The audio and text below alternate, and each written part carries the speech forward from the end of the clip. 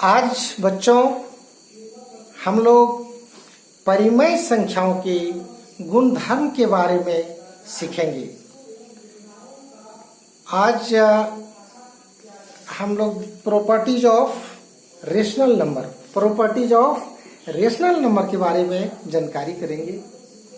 सबसे पहला प्रश्न हमारे सामने आता है, वह कौन सी परिमेय संख्या है जिसका योज्य प्रतिलोम वह स्वयं है। तो योज्य प्रतिलोम स्वयं 0 होता है। इसका उत्तर 0 होगा। क्वेश्चन नंबर 2, किसी ऋणात्मक परिमेय संख्या का ऋणात्मक क्या है? तो हम कहेंगे धनात्मक। मान लिया जाए कि -5 एक संख्या है और उसका ऋणात्मक यानी देखिए -5 एक संख्या है और उसमें हम ऋणात्मक लगा दिए तो ये माइनस प्लस हो गया यानी +5।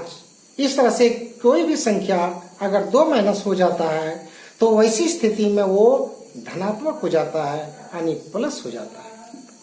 अब हम लोग चलते हैं क्वेश्चन नंबर 3। तो क्वेश्चन नंबर 3 में क्या कर रहा है, क्या 2 परिमेय संख्याओं का अंतर एक परिमेय संख्या है? तो आप इसका उत्तर देंगे हाँ, इसलिए कि 1/2 एक परिमेय संख्या है, -1/4 वो भी एक परिमेय संख्या है। अगर 1/2 में 1/4 को हम घटा देते हैं यानी उसका अंतर निकाल देते हैं तो 1/4 आता है, जो कि वो भी एक परिमेय संख्या है। अगर 1/4 में 1/2 को घटाते तो -1/4 आता, यानी -1/4 भी एक परिमेय संख्या होता। यानी धनात्मक संख्या और ऋणात्मक संख्या दोनों स्थिति में यानी दोनों तरह की संख्याएं परिमेय संख्या कहलाते हैं। अब हम लोग अगला पॉइंट में चलते हैं, क्या योग पर परिमेय संख्याएं सहचर हैं? तो हम बोलेंगे हाँ है। उदाहरण के लिए हम लोग चलते हैं, अगर 2 और 5 को हम कोष्ठ में रखे हैं और कोष्ठ के बाहर में 7, अगर 2 और 5 को जोड़ दें और फिर 7 को जोड़ें तो इसका मान हमारा 14 आएगा। अब इसी को थोड़ा सा हम दूसरे तरह से देखते हैं। 5 और 7 को कोष्ठ में कर दिए हैं और 2 को बाहर कर दिए हैं। आप 5 और 7 जोड़ेंगे तो मेरा 12 होता है और 12 में 2 जोड़ देंगे तो 14 होता है। यानी दोनों स्थिति में 14 इसका मान आ रहा है। अर्थात हम कह सकते हैं कि योग पर परिमेय संख्याएं सहचर्य हैं। अब हम लोग अगला पॉइंट में चलते हैं, क्या योग के अंतर्गत परिमेय संख्याएं क्रम विनिमय है? तो हाँ, क्रम विनिमय है। तो कैसे? तो देखा जाए 8 में 5 जोड़ते हैं तो 13 होता है। अब इसके क्रम को बदल देते हैं यानी स्थान को बदल देते हैं। जहां 8 था वहां 5 और 5 जहां था वहां 8 कर देते हैं। तो देखा जाए 8 में 5 जोड़े तो 13। अब इसी को बदल दिए, 8 के जगह में 5 ले आए और 5 के जगह में 8। अब 5 और 8 जोड़ेंगे तो 13 होगा। यानी दोनों स्थिति में 13 आता है, यानी क्रम बदलने पर भी वही मान आता है। अतः हम कह सकते हैं कि योग के अंतर्गत परिमेय संख्याएं क्रम विनिमय है।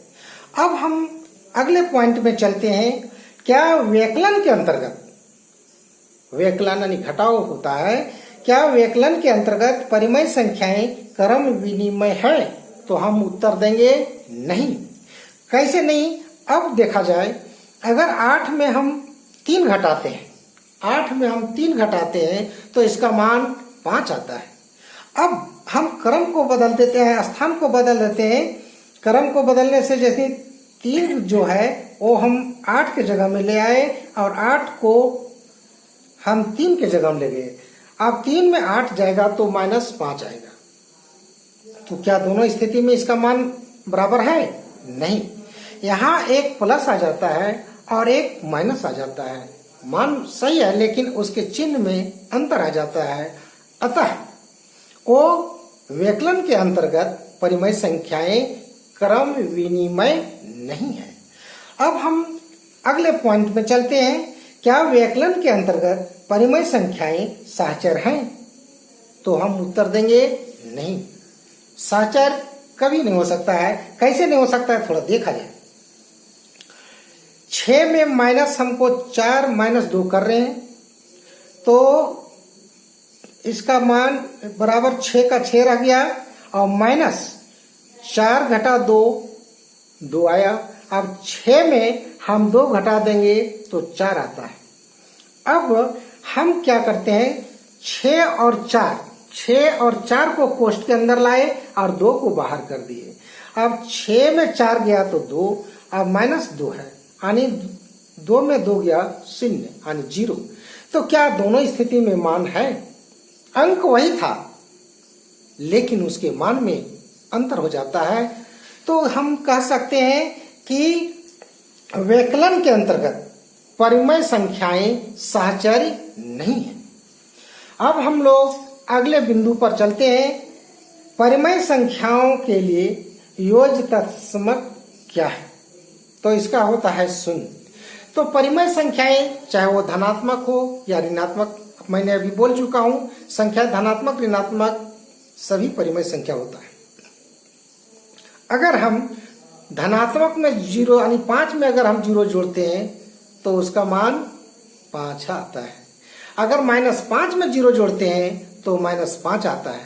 यानी किसी भी संख्या में अगर 0 को जोड़ते हैं तो वही संख्या प्राप्त होता है। अतः किसी भी संख्या का तत्समक जो होता है वो क्या है? 0 होता है। तो ठीक है बच्चों, अब हम लोग अब अगली कक्षा में दूसरे चीज पढ़ेंगे। तब तक हम विदा लेते हैं। अगले एपिसोड में, अगले कक्षा में हम लोग पढ़ेंगे।